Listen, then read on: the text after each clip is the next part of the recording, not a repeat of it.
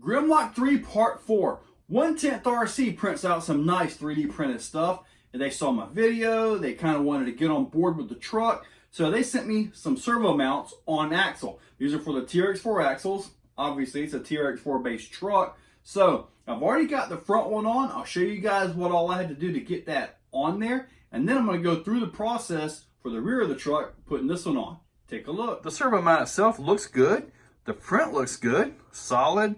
You know, I have no complaints at all, and I think it'll hold up great for this application.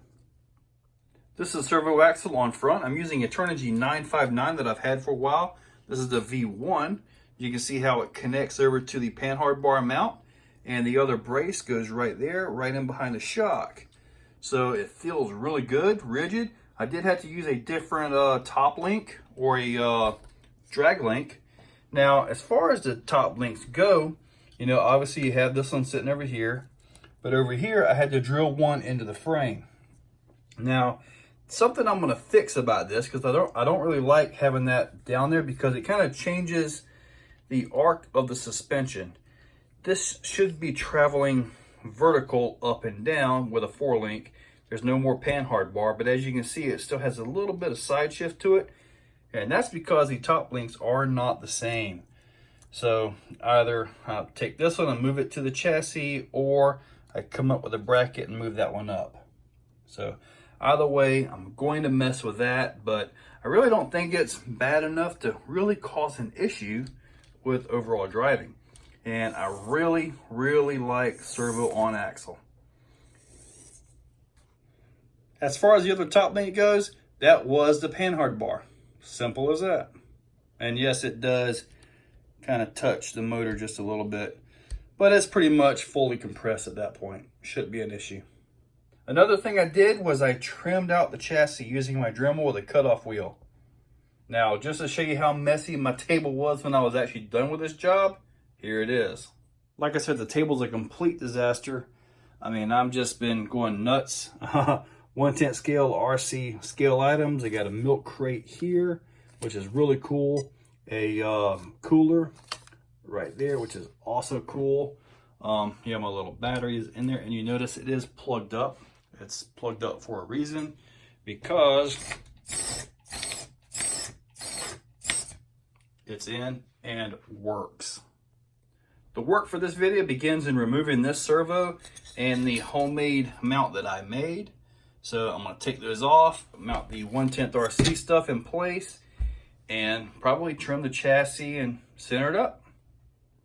With my rear servo mount off, you can see how I had the spacer in there to hold the top link in place to try to get it centered.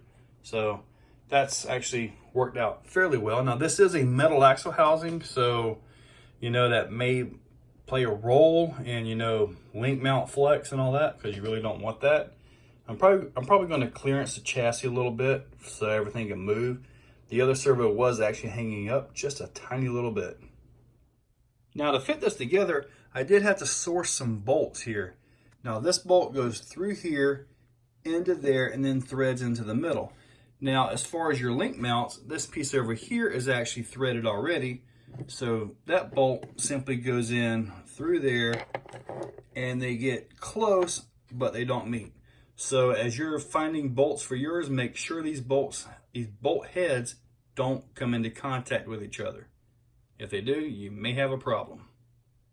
When you're installing this, I do recommend you take it out like you see here, and you can just align this with a Allen wrench or a hex wrench of some kind, just to get the alignment up. Now remember, this piece right here is actually threaded.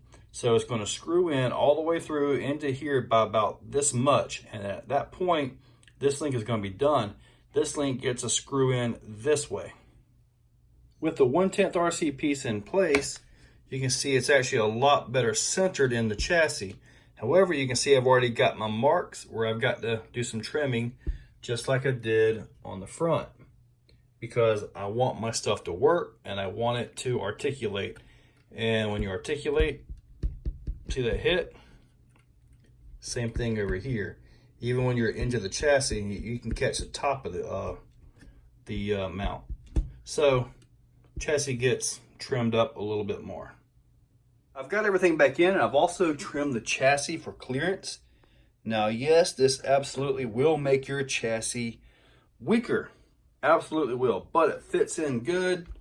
I have articulation. Nothing seems to rub. So, time to put the old Turnigy 959 V1 servo on. Just a reminder, these servos are no longer available. They've been discontinued. These are the version 1, and you can tell it's a version 1 by the gear case. So, yes, that is an awesome servo. Let's go test out this steering.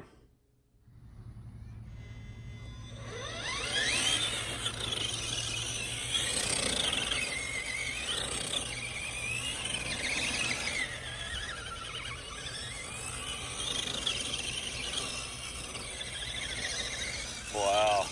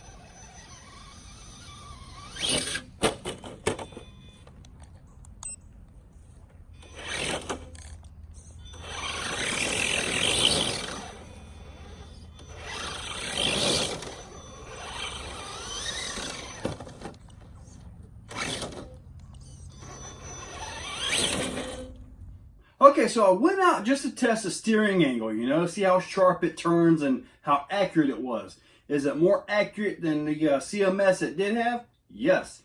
Even though Traxxas has one of the best CMS systems out there. CMS is chassis mounted servo. So, Even though Traxxas has one of the best ones, this is better in my opinion because it's more accurate. So, and when you're competing and you're not after scale points or anything like that, like I'm not with this truck, it's perfectly fine to do a servo on axle if you can fit it. Now, cutting the chassis like I did, that absolutely will weaken your chassis. So, is it absolutely needed? Well, it kind of depends on your truck and what you plan to do with it. With me, I wanted full free articulation. I wanted smooth suspension travel because sometimes I jump stuff, like what I just did. So now, speaking of that, some of those jumps didn't land perfectly, which is also a good test of these mounts. They didn't break. Nothing is broke. So that's a great thing. So overall, 1/10 RC has made a nice printed servo mount for your axle, for your TRX4. So they also have servo on axle mounts for the Gen 8 style axles. And in a future video, I'm going to be putting them on my Portal Play truck because I'm not quite ready to do that on my Gen 8 just yet. However, it may happen down the road. So guys, in the description below is a link to 1/10 RC.